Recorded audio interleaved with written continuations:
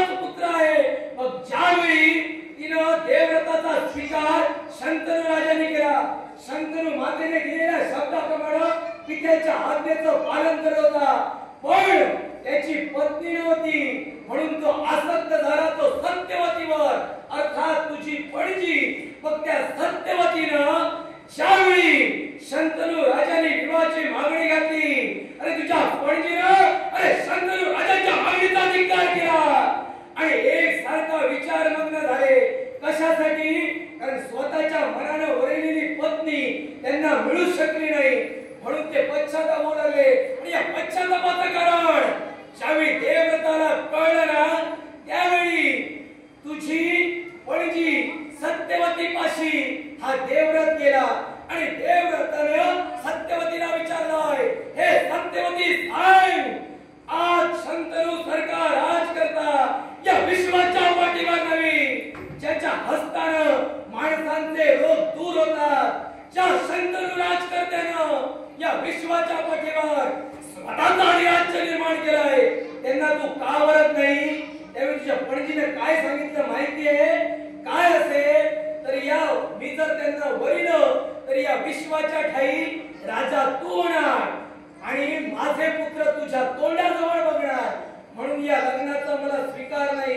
मग त्याच वेळी देवव्रताने प्रतिज्ञा केली आणि ती प्रतिज्ञा म्हणजे काय असेल तर हा जन्म हा देवव्रत ब्रह्मचारी राहील. आणि त्याच वेळी ज्या वेळापासून आजपासून हस्तिनापुराचा राजकीय आणि हस्तिनापुराचा न्यायसिंहासन हा केवळ माझ्यासाठी माझ्या मनाच्या खाली आदराचं स्थान निर्माण करून राहील, अशी ज्यावेळी त्यानं प्रतिज्ञा केली ना, त्यावेळी सत्यवतीनं त्यांना वरिलं. आणि ज्यावेळी वरिलं अगदी सांगितल्याप्रमाणे तुझ्या पणजीनं अरे खरा गादीचा वारसदार ते पितामह भीष्म असताना सुद्धा आज त्यांचा अधिकार हिसकावून घेण्याचा प्रयत्न घडला.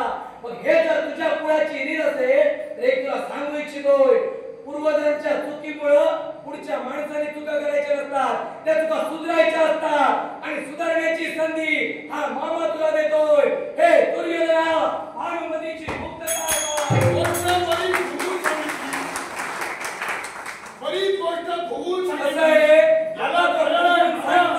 तो विश्वास मानला जातो आणि तो मोजकच सांगतो, त्याला कोण विचार मामा थोडक्यात पण मुद्द्याचा तो बोलतो, तो विश्वाच्या ठिकाणी तरुण जातो आणि बऱ्याच फेऱ्या घेऊन तो बोलतो, त्याची फक्त मागावून चर्चा होते, तो पुढे कधी येत नाही.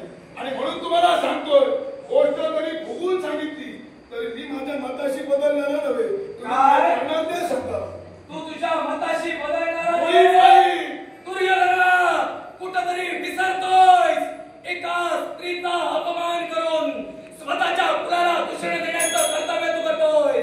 ज्या मनुष्य प्राण्याने ज्या कुळात जन्म घेतलेला आहे, त्या कुळाच्या रीती आखल्या गेल्या, कुळाचार श्रेष्ठ ठरला गेला. तुझा कुळाचार एवढा श्रेष्ठ असताना ज्या मागच्या घटना घडल्या त्या गिरविण्यापेक्षा अशाच प्रकारचं अपहरण पितामह भीष्माने सुद्धा केलं. आणि काय घडलं हे अख्ख्या जगाने पाहिलं. पण दुर्योधनाचं तेच नसेल तर भाग्याला आव्हान मिळून भाग्याला हाताने म्हणता मामा भाग्याचे धागे दोरे